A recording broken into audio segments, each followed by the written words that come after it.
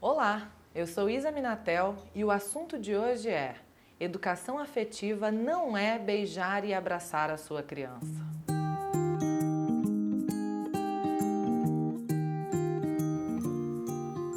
Você pode até achar que é um educador afetivo. Educador eu digo pai, mãe, professor, seja lá qual a relação que você tenha com as crianças. Você pode se achar um educador afetivo porque beija, abraça, pega no colo, faz carinho. Mas a educação afetiva vai muito além disso. Na verdade, práticas de afeto é algo que está dentro, né, é englobado pela educação afetiva. Faz parte da educação afetiva, mas é uma parte pequena.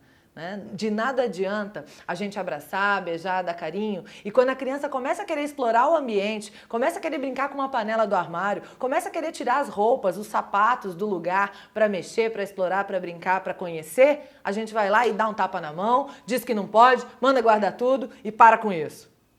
Então a gente se acha super afetivo, mas na verdade a educação afetiva entende que explorar é desenvolver-se. Explorar o ambiente, mexer nas coisas, A educação afetiva ela vai muito além. Ela sabe que realmente faz parte a exploração ao ambiente. A educação afetiva leva em consideração as ideias e as opiniões das crianças. Considera realmente que a criança é um ser capaz de realmente opinar, de ter vontades, desejos, ideias, inclusive interessantes.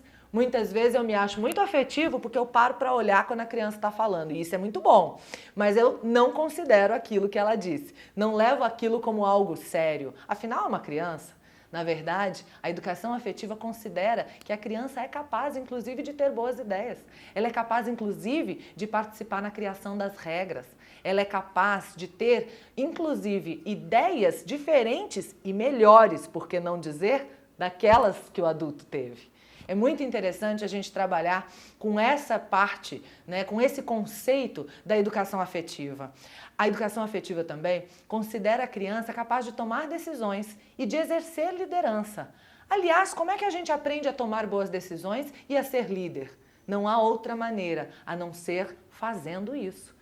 Então, se a gente permite, se a gente dá espaço para a criança ter a sua possibilidade de liderar, de tomar decisões, não em tudo na vida, Tem gente que perde a linha e deixa a criança decidir, por exemplo, se a família vai ou não ao shopping. Já atendi casos assim. Não é disso que eu estou falando. Mas dar a opção da criança escolher a roupa que vai vestir, da criança escolher o que vai comer das opções disponíveis, dentro daquilo que a gente sabe que é saudável, que é interessante, que é possível que a criança exerça seu poder de decisão, seu poder de liderança. Às vezes a gente também tem algumas regras na nossa casa, na nossa escola, E muitas vezes a criança não quer seguir alguma regra. Numa educação afetiva, eu paro para ouvir. Eu paro para ouvir os argumentos das crianças. Qual é o problema desta regra? E de fato, se ele for convincente, eu repenso. Inclusive considero refazer as regras, com a participação da criança. A educação afetiva é democrática.